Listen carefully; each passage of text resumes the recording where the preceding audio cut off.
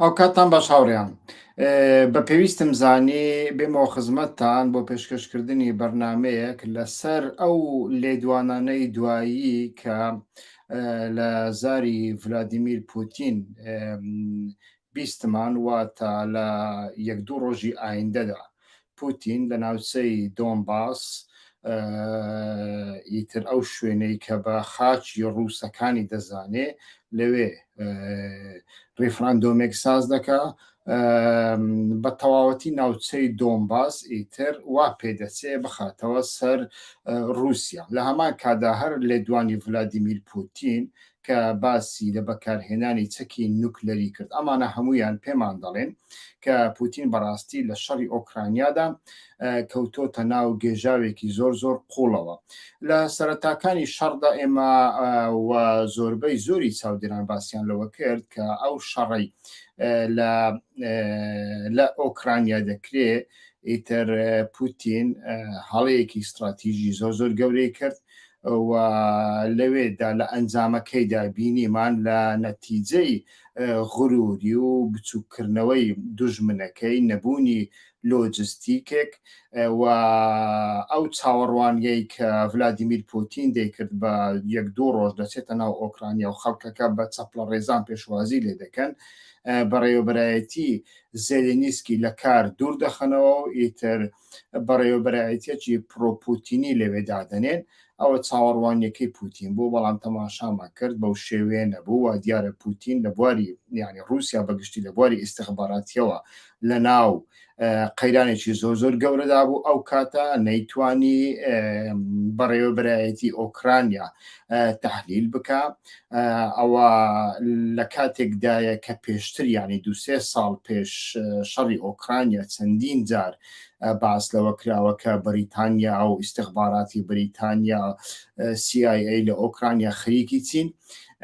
و بەڵام لە ئەنجامدا بینیمان لە ماوەی دوسێ ڕۆژی سەرەتاییدا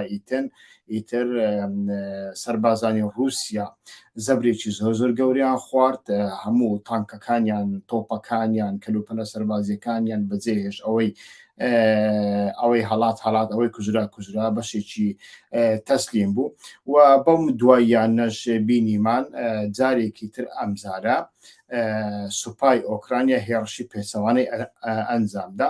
و دیارە سوپای ئۆکرانیا دەبێت لەو بارەیەوە ئەو مافەی پێ بدرێت کە خۆڕاگر بوون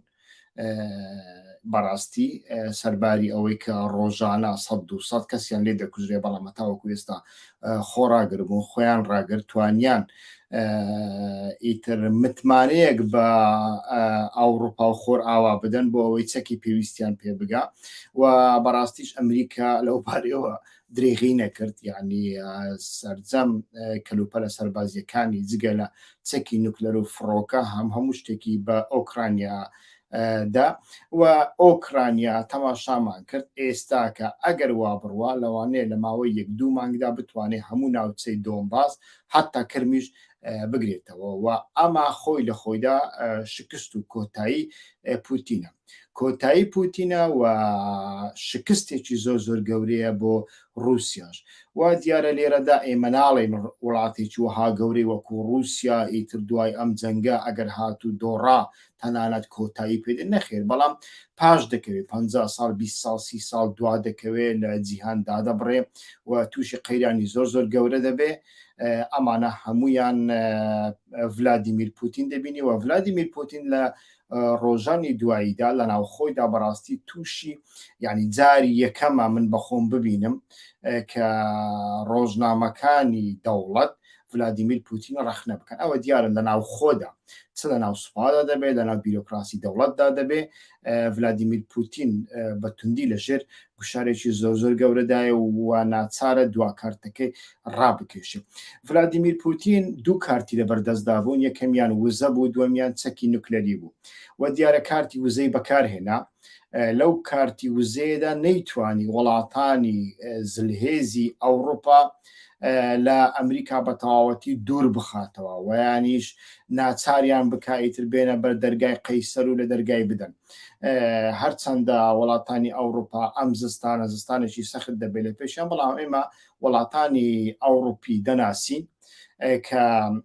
بودجەیەکی زۆر گەوریان هەیە ڕەزەرڤیان هەیە لە بانکەکاندا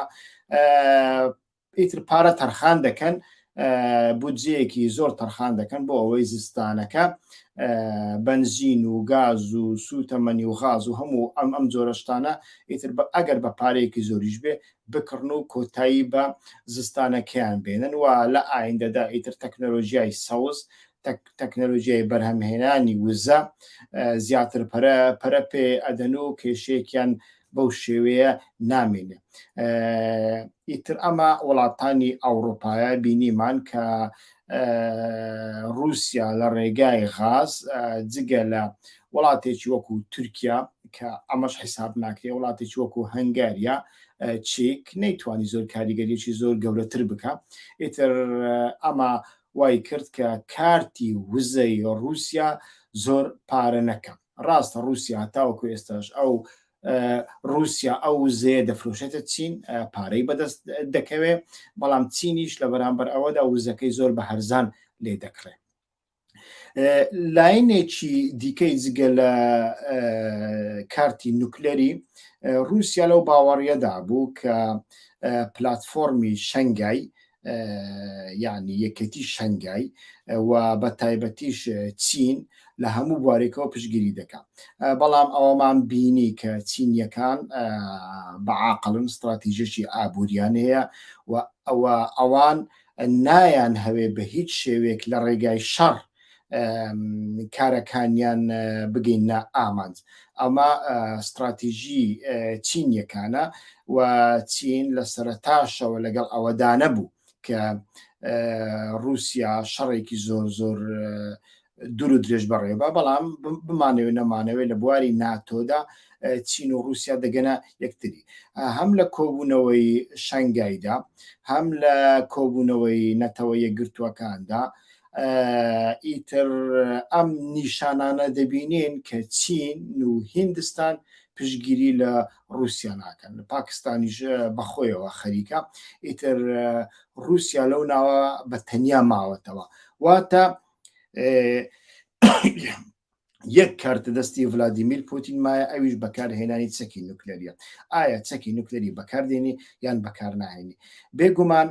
لەوەدا من دڵنیام کە چینیەکان لە ئێستاوە پێیان وتووە چەکی نوکلەری بەکارمێنە بەڵام هەروەکو وتم ڤلادیمیر پوتین لە ببورن لە ڕەوشێکی زۆر خراپدایە و لەوە دەرچووە بەڕاستی بە شێوەیەکی عاقلانە و ڕاسیۆناڵانە بیر بکاتەوە و گوێ لە چینیەکان بگرێ من پێم وانە ئەکرێ ئەم چەکە بەکاربێنێ بەڵام بەر لەوەی بەکاربێنێ ئیتر ڤلادیمیر پوتین هەڵەکانی پێشووی قبول دەکەن یەک لەو هەڵانەی ئەوەیە ئێمە لەگەڵ ئۆکرانیا شەڕ ناکەین ئەمە شەڕ نییە بەڵکو ئەمە ئۆپەراسیۆنە ینی چالاکێکی سەربازیە لە بۆ چالاکێکی سەربازی ئەتۆ پێویستت بە سەفەربەری نییە واتە هەموو دام و دەستگاکان بخەیە حاڵەتی شەڕ پێویست بەوە نیە هەموو ئابووری بخەیە حاڵەتی شەڕ هەموو جۆرە چەکەکان ئامادە بکەی بۆ شەڕ ئەمە نییە کۆمەلگا ئامادە بکەی بۆ شەڕ ئەمە نییە لە ئۆپەراسیۆن چالاکیەکە ئیتر 1000 کەس 2000 کەس 10,000 کەس ئەوە دەکات بەڵام تەماشامان کراوە چەند مانگی خایاند ڕەوشەکە بە پێچەوانە دەچێ وا دیارە ئیتر پوتین ئەوەی قبول کردووە و ئێستا کە ئەڵێ شەڕ دەکەن بۆیە سەفەربەری ڕاگەیان لەو سەفەربەریەدا ئیتر کۆمەڵێک شت هەنا بێگومان بیرۆکراسی و دام و دەستگاکانی دەوڵەت بە پێی شەڕ ئامادە ئەکرێن خۆی لە خۆیدا خزمەتی سەربازی زۆرم لێ هەیە بەڵام ئەتوانێ ئەمەیان قوڵتر بک وەکو سەردەمی شەڕی عراق و ئێرانی سەدام حوسێنی لێ بکا کە هەموو کەس مامۆستایان هەر کەسێک کە کێشەیەکی تەندروستی زۆر گەورەی نەبێ و یانیش پیشەیەکی زۆر تایبەتی وەکو پزیشکی و ئەوانە نەبێ ناچاری بکە چەکی پێ بدە و بینێریتە شەڕ ئەمەیان لە ئایندەدا زیاتر دەبینێ، بەڵام لە دەستی ڤلادیمیر پوتیندا بێگومان سەربازی کرێگرتە بە کرێژیریا و سەربازی بە پارە زۆرن و ئەمەیان دەکا قادریۆفیەک لەوانە، بەڵام لە دەرەوەش ئەتوانن ئەم جۆرە شتانە بکەن، هەروەکو لە شوێنەکانی دیکە پێشتر کردویانە، چ لە ناو رووسیا چ لە ناو سووریاشدا ئەمانیان هەیە. ڕەنگ بێ دەست بۆ ئەم چەکە ببە، لە دوای ئەمەدا بێگومان ئەبێتە، چونکە ئەمە یارمەتی نادا و ئێمە لە سەرەتاوە باسمان کرد، ئەم شەڕی ناتوێ لەگەڵ ڤلادیمیر پوتین لەگەڵ رووسیا و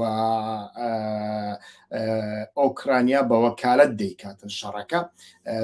دەبێ مەسەلەکە بەو شێوێ بینیم. پێم وانە بەڕێوەبەرایەتی ڤلادیمیر پوتینیش ئەمە نەبینێ، بۆ ئەوە لە کۆتاییدا ئەگەینەوە ئەو پرسیارەی ئایا چەکی نوکلێری بەکاردێ بەکار ناهێنێ. من گوێم لە قسەکانی مامۆستای زانکۆیەکی ئەمریکا، زانکۆی سەربازی، عومەر تاشپنار کرد کە عومەر تاشپنار بە ڕەگەز کەسێکی تورکە، بەڵام لەوێ مامۆستایە، دەرس ئەداتە سەربازان. بە پێی بۆچوونەکانی ئەو بێ رووسیا پێشکەوتووترین وڵاتە لە بەرهەمهێنانی بۆمبی نوکلەری تەکتیکی، یعنی ئەو بۆمبانەی کە لە شوێنێکی لە بۆ شوێنی بچووک بەکاردێن و هەر بەپێی ئەو چاودێرانی سیاسی نزیکی ئەمریکا و ناتۆ پەیانوانیە رووسیا ئەو بۆمبە لە شارەکانی ئۆکرانیادا بەکاربێنی، بەڵکو لە ناوچە شاخاویەکان لە ناوچە چۆڵایەتەکان بەکاردێنی و هەر کاتێک ئەمەی بەکارهێنا ئیتر بەڕێوەبەرایەتی ئەمریکا، ناتۆ، بە تایبەتیش بایدن ڕووبەڕووی ئەو پرسیارە دەبێتەوە چ جوابێک ئەدەیەوە، چ جوابێک ئایا لەگەڵ رووسیا کەویە شەڕی نوکلەری گەورەتر، یعنی کیشوەری، شەڕی نوکلەری کیشوەری دەست پێ دەکا یان دەست پێ ناکە. وەکو گوتمان رووسیا بە پێی چاودێرانی ناتۆ 250 بۆمبی هەیە، وڵاتانی ناتۆ هەمویان کۆبکەوە وا بزانم 165 بۆمبی نوکلەری تەکتیکیان هەیە و ئەوان پێشبینی دەکەن ڤلادیمیر پوتین دوگمە لەسەر چەکی نوکلەری دابنێ، بەڵام نە لە شارەکاننا، بەڵکو لە شوێنێکی چۆڵایی کە بەتەنیا سەربازی لێبن. بۆ نمونە ئەکرێ لە شاخێکیش بێ، ئەکرێ لە سنووری پۆلۆنیا بێ و ئەو کاتە هێزەکانی ناتۆ کە لە پۆلۆنیا بارەگای سەربازیان هەیە، کە لە ئەڵمانیا گەورەترین بارەگای سەربازیان هەیە، لە نزیکی ئەوان ئەو بۆمبە بتەقێ، ئایا ئەوان چی دەکەن؟ شەڕ دەکەن یان شەڕ نەکەن؟ و دیارە ڤلادیمیر پوتین پێشبینی دەکات کە ناتۆ نەکەوێتە ناو ئەو شەڕە، یعنی نەیکاتە شەڕی نوکلەری کیشوەری، چونکە لەوێدا کۆتایی بە دنیا دێ و ناچار ببێ لەگەڵی دابنیشێ، ناچار ببێ ئیتر ناتۆ لەگەڵ رووسیا دابنیشێ و بەو شێوێ بتوانن بە گفتوگۆ کێشەکانیان چارەسەر بکەن. وا دیارە ئیتر لە ڕۆژانی ئایندەدا زۆر بەداخەوە دەگەینە ئەو قۆناغا. ئەوەی بۆ ئێمە گرنگە ئەنجامەکانی ئەم شەڕە لەسەر ڕۆژهەڵاتی ناوەڕاست چی دەبن؟ ئایا رووسیا لە سووریا هێزەکانی خۆی دەکشێنیتەوە ناکشێنیتەوە؟ ئەگەر کشاندەوە چێ ئەو بۆشاییە پڕ دەکاتەوە؟ بێگومان من لەو باوەڕەدا نیم کە رووسیا هەموو هێزەکانی لە سووریا کۆبکاتەوە، هەر هیچ نەبێ ئەو شوێنەی کە پێشتر هەیەیان بوو بەندری تارتوس لەوێ دەمێنێنەوە، بەڵام پێدەچێ بەڕاستیش ئەگەر شەڕەکە گەورە ببێ و بگاتە ئەو ئاستە، ئیتر رووسیا هێزە شەڕکەرەکانی و چەکە پێشکەوتووەکانی وەکو S-300 وەکو فڕۆکە شەڕکەرەکانی لەوێ بکشێنیتەوە و ئەو کاتە مەیدانەکە لە بۆ ئێران دەمێنێتەوە، بەڵام ئێرانیش ناتوانێت ئەو بۆشاییە وەکو پێویست پڕ بکاتەوە. یان لێرەدا پرسیارەکە ئەوەیە ئایا ئیسرائیل ڕێگا ئەدا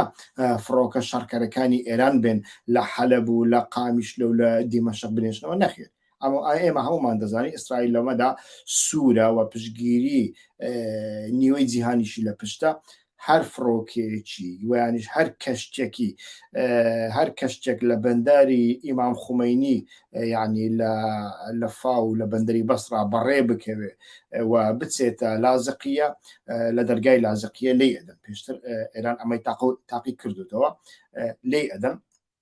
و ئێران لە بەرامبەر ئەمەدا بێگومان ئێستا کە حەماس و لە نێوان حەماس و حیزب الله تەماشا دەکەین کە ڕێککەوتنێکی ساز کردووە چونکە دوای ئەوەی کە سەرۆک کۆماری ئیسرائیل هاتە تورکیای تر تورکیا وابزانم حوت بەرپرسی حەماسی دەرکردن و ئەمانی دیکەشی بێدەنگ کردوونە شەوڕۆ چاودێریان لەسەر دەکەن بۆیە ئیتر حەماس هیچ ڕێگایەکی دیکەی لە بەردەمدا نەما ناچار بۆ خۆی خستەوە باوەشی ئێران ئێران و ئێرانیش ئێستاکە لە ژێر ئاڵای حیزب الله حەماس بەڕێوە دەبا لەوانەیە لەو کاتەدا ئێرانیش حەماس و حیزب الله جارێکی تر بجوولێنیتەوە و لێرەدا تەماشا دەکەین ئەو نزیک بوونەی ئەردۆغان کە لە نەتەوە یەکگرتووەکان لەگەڵ ئیسرائیلەکان نیشانی دایەوە ئەمە پێمان دەڵێ کە لە ئایندەدا ڕنگ بێ بەڕاستی ئیسرائیل و تورکیا پێویستیان بەیەکتری بێ لە ڕۆژئاوادا ڕەوشەکە بەرەو مەترسیەکی بەم شێوەیە دەچێ هەرچەندە من ئەوە ناکەم یعنی من چاوەڕوان ناکەم ئیدارەی بایدن لە وەختەدا ڕێگا بەمە بدا کە تورکیا هێرشێک بکاتەوە سەر ڕۆژئاوا بەڵام بمانەوێ نەمانەوێ ئیدارەی بایدنیش ئەو ڕێککەوتنەی لە دژی ئەو ڕێککەوتنەی تورکیا و ئیسرائیل دژ بە ئێران نابێ ئێران خۆی لە خۆیدا لە ناو خۆیدا تووشی گەورەترین قەیرانی حیجاب بووە خۆی توش کرد لە ڕاستیدا و ئەم قەیرانە بەردەوام دەبێ دەگاتە سەرکەوتنی یەکجارەکی یاننا ئەوە پەیوەندی بۆەوە هەیە لە هەموو شار و شارۆچکەکاندا ئایا ئەکرێ لە خۆپیشاندانی 100 کەسی و 200 کەسی و 20 کەسی و 30 کەسی ڕزگار ببن مامۆستایان کارمەندان و بە تایبەتیش تەبەقەی پیشەسازی بێتە سەرجادا ئەگەر هاتوو ئەمەکرا ئیتر بە هیچ شێوەیەک کۆماری ئیسلامی ئێران ناتوانێت بە تانک و تۆپ بچێتە سەر ئەو خەڵکە بەڵام ئەگەر بەڕاستی خۆپیشاندانەکان لە 20 کەسی و 30 کەسی بن ئەمە زۆر بە ئاسانی سەرکرد دەکرێت و ئەمەمان لە پێشوودا بینیوە و دەبێت چاوەڕێ بکەین کە ڕەوشی تەندروستی خامینەیی و تەمەنەکەی بەرەو کۆتایی دەچێ ئایا دوای مردنی خامینەیی لە ناو ئێراندا چی ڕۆوەدا بێگومان چاوەڕێکرێ شەڕی دەسەڵات ڕوو بدا لە ناو کۆماردا ریفۆرمیستەکان و تونندڕەوەکان ڕنگ بێ ئیتر ناکۆچی لە نێوانیاندا دروست بێ ئەمانە هەموو کۆمەڵێک شتن کە لە ئایندەدا دەیانبین بەڕاستی و ئەو خۆپیشاندانەی ئێستاکە لە ئێراندا هەیە بێگومان ئێران تووشی گیر و گرفتێکی زۆر زۆر گەورە دەکات بە تایبەتیشدا کە ناتوانێت خۆپیشاندانەکان بکاتە خۆپیشاندانی ئەتنیکی و یانیش بیان کاتە خۆپیشاندانی بەڵوجستان و کوردەکان و ئێران بەڵوجی و ئێران یان شەڕی ئەتنیکی دروست بکە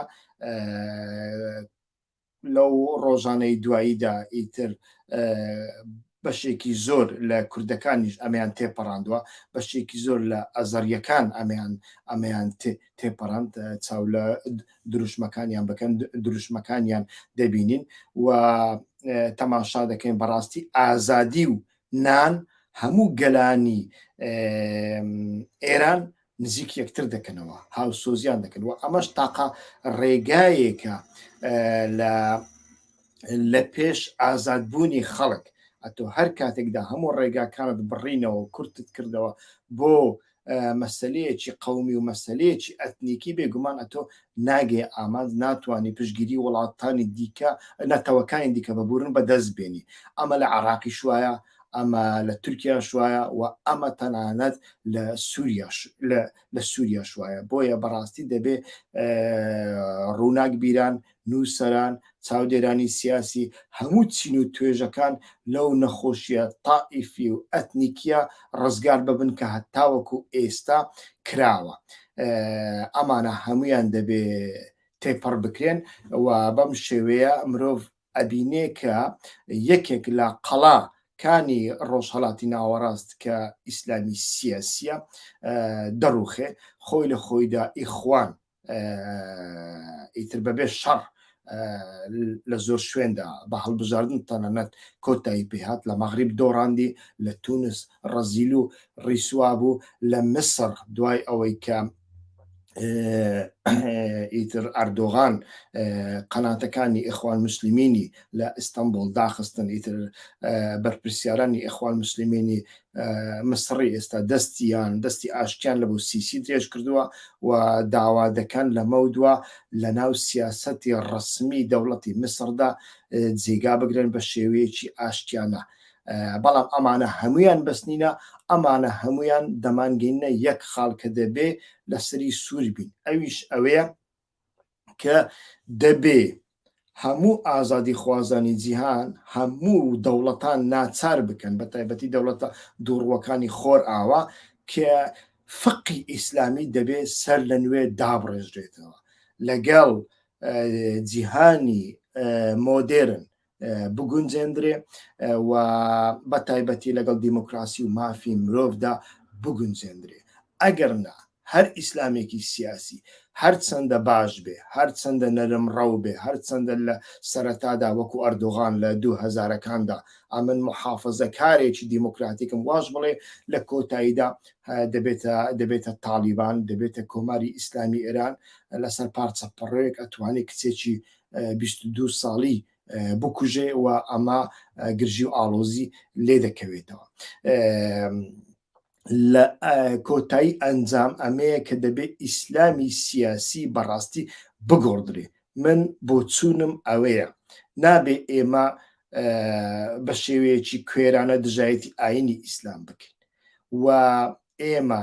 دژایەتیمان لەگەڵ ئیسلامی سیاسی هەیە بە حکمی قانونی ئیسلامی سیاسیە. بەڵام لەگەڵ ئەوەشدا ئێمە ناتوانین قەتعیەن بڵێن ئێمە هیچ ئیسلامێکی سیاسی قبول ناکەین و ئەمە شتێکی نادیموکراتیکە، شتێکیشە نابێ لە ڕۆژهەڵاتی ناوەڕاست ئەمە ناکرێ و ئەنجامی نابێ. ئەمە تونند و تیژی لێ دەکەوێتەوە. باشترین ڕێگا ئەمەیە کە ئیسلام، فەقی ئیسلامی، قانونی ئیسلامی، مەبەستمان ئیسلامی سیاسیە سەر لە نوێ تەفسیر بکرێنەوە، چونکە خۆی لە خۆیدا ئیسلام لە 90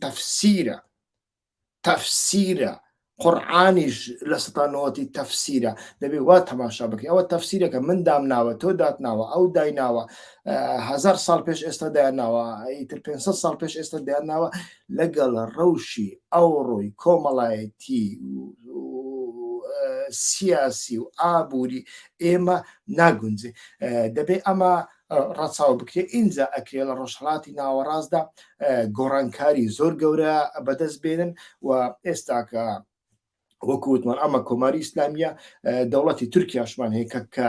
قاچەکەی دیکەیە لە ڕۆژهەڵاتی ناوەڕاستدا ئاستەنگە لە بەرامبەر گۆڕانکاری ئەویش تند و تیژی دروستەکە، بە تایبەتی لەو سەردەمەیدا کە ڕەجەب تەیب ئەردۆغان نەتەوە پەرستی تورک و ئیسلامی سیاسی لێکتر مارە کرد و لێکتری زەوجاندن، ئیتر ئەمە گەشتۆتە لووتکەی فاشیزم کە لە لیتراتۆری سیاسی پێ دەڵێن فاشیزم تواندوو، یعنی دەبڵ فاشیزم، فاشیزمێکی ئاینی و فاشیزمێکی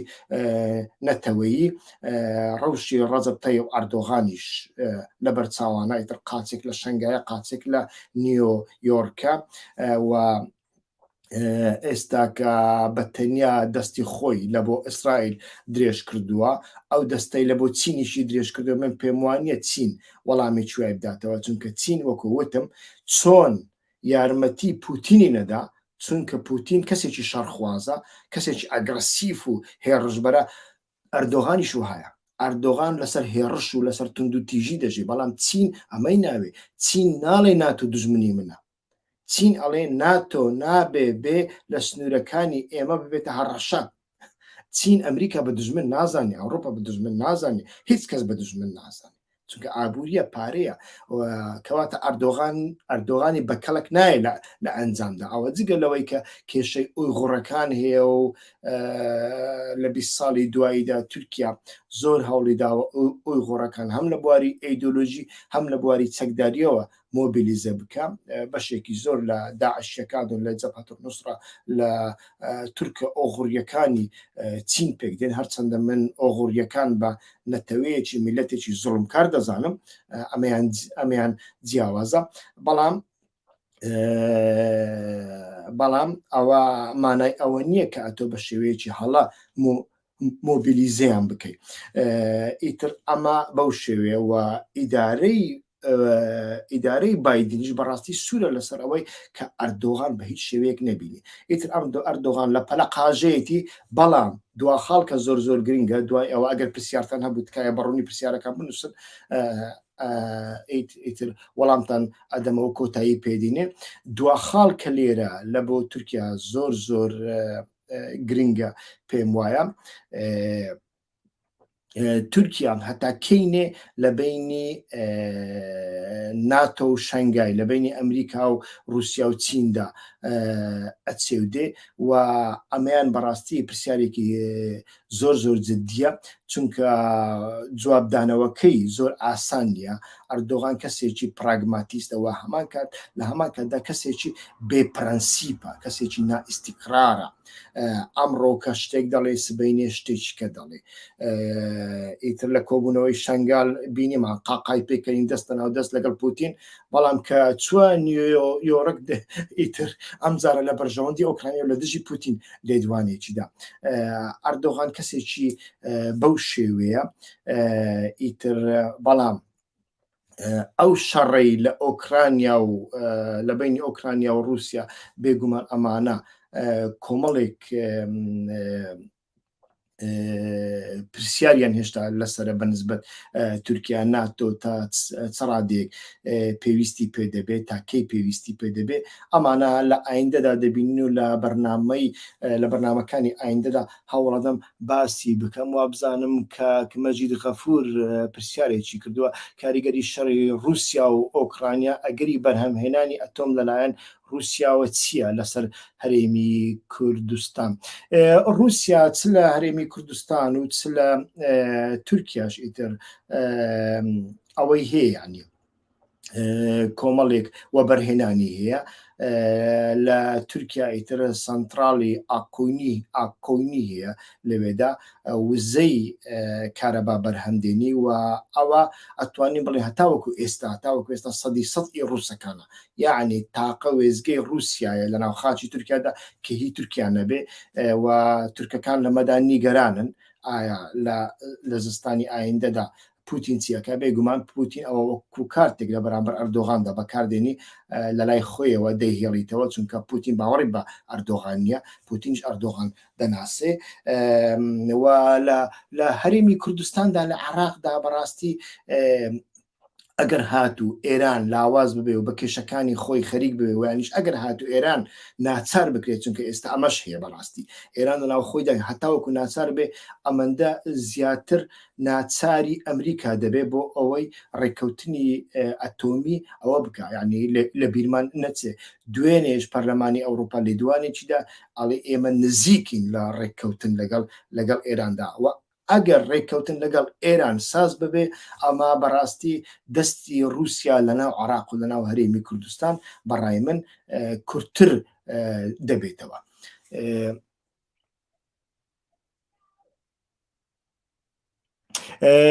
هۆشمەند بەکرکاکی هاهاها ینی فەقی ئیسلامی بگونجێنین بە شێوەی دژایەتی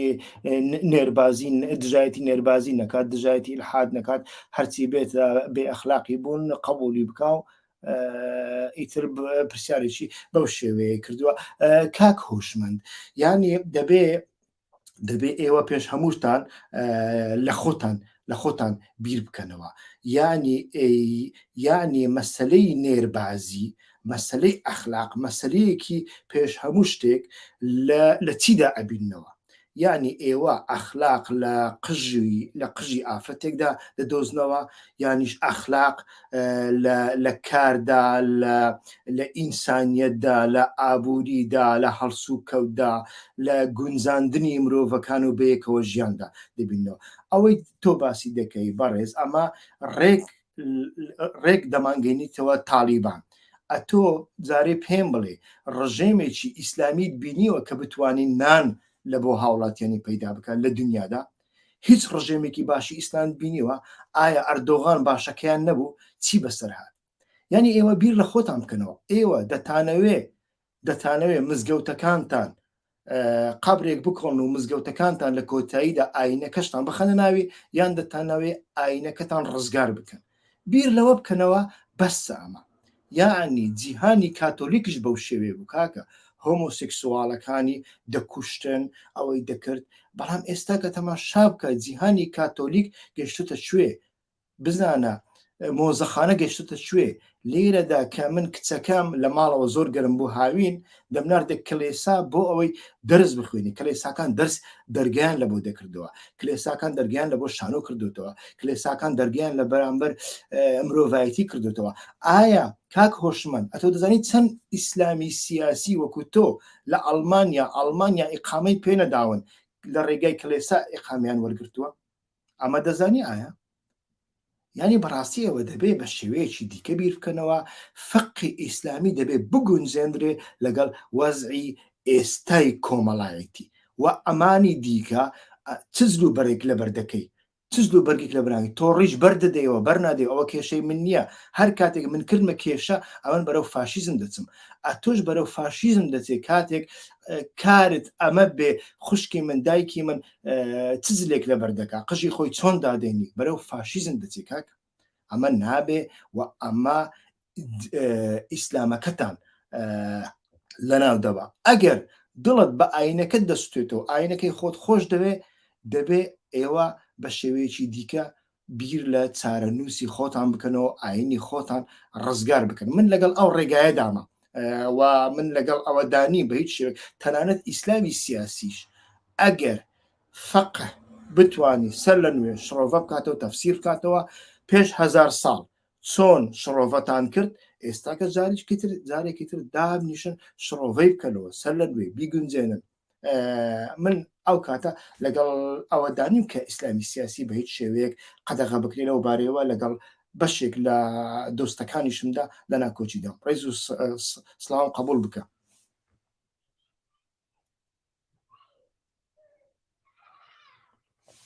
کاک مەجید غەفور پرسیاری دووەمی کردووە، بەقەمیکردن و نەژادیکردنی قەزیە ژینە واتە کۆتاییهێنانی قەزیەکە لە بەرژەوەندی ئێراندا. بێگومان من باسم لەوە کرد، یعنی سیاسەتی ئێران ئێستا کە ئەوەیە خۆپیشاندانەکان بە لۆکاڵی بکاتە هەتاوەکو ئێستاش وای کردووە کێشەی بەلووج و ئێران بزانە، کێشەی کورد و ئێران و کێشەی عەرەب و ئێرانی لە ئەحواز و ئەمانە زیاتر بەکارهێناوە. هەر کاتێکدا کێشەکە لە قەڵبی ئەتنیکی دەرچوو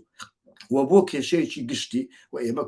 کۆمەڵە کێشەی گشتیمان هەیە کاکە، ئایا بەڕاستی کوردبوون لە ئێران کێشەیە؟ کێشە نییە، بەڵام ئازادیبوون کێشەیە، پەیداکردنی نان کێشەیە،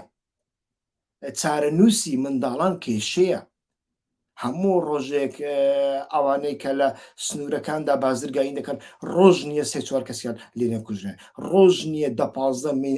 منداڵ بێ دایک و باوک نەمێنن. ئەمە کێشەیە و ئەمە کێشەی تارانە، کێشەی ورمەیە، کێشەی نەغەدەیە، کێشەی ئەحوازە، کێشەی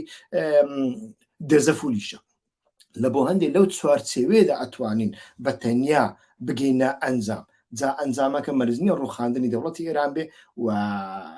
دەوڵەتی ئێرانیش ئەو دەوڵەتە نییە بە ئاسانی بڕووخێنرێ. بەڵام من پێم وایە ئەگەر بەو شێوێ بەردەوام بێ لە قاڵبی ئەتنیکی نەدرێ، ئەوە من پێم وایە خۆپیشاندانەکان بەردەوام بن و بە تایبەتیش هەموو تەبەقەکان بخرێنە ناو خۆپیشاندان ڕازی بکرێن. و ئەمن بەڕاستی پێشنیارم ئەوەیە ئەمانەی کە خۆپیشاندان دەکەن بەشێکیان بە تایبەتی ژنان کاتی خۆیان تەرخان بکەن بۆ ئەوەی ئەو تەبەقەیە لە ماڵ و لە دائیرەکان دەربێنن. اینجا ئەتوانی گۆڕانکاری بکەی و ئەگەر ئەمەد کرد بەڕاستی خۆپیشاندانت لە خۆپیشاندانی 100 کەسی 200 کەسی ڕزگار کە کردە 5,000 کەسی 10,000 کەسی و ئەمە لە بۆ هەرێمە کوردیەکان و ئەزەریەکان ڕنگ بێ زۆر جیاوازتر بێ زەحمەتریش بێ بەڵام ئەوە تاقەکارێکە کە بکرێ بەڕای من باشترە. ئەو کاتە ئێران ناتوانێت بە تاک و تۆپ سەرکوتت بکە و ناچار دەبێ لەگەڵت دانیشێ. دەمەوێت کۆتایی پێبینم لە ئایندەدا جارێکی تر لەگەڵتان دەبمەوە. ڕێز و سلااوم بۆ هەمووتان، سوپاستان ئەەکەم کە تاوەکو ئێستا لەگەڵمدا بوون، گوێتان لێگرتین تکایە هەوڵ بدەن کەناڵی یوتیوبەکەمان سوبسکرایب بکەن، چونکە بەڕاستی من زۆر جار لەسەر فێسبوک ناتوانم لایڤ بکەم، ئەم جارە بە تەسادف توانیم بیکەم. ڕێز و سلااو تا بەرنامەی ئایندە، کاتێکی خۆش، چاوتان ماچەکەم، هیوا خۆشنە.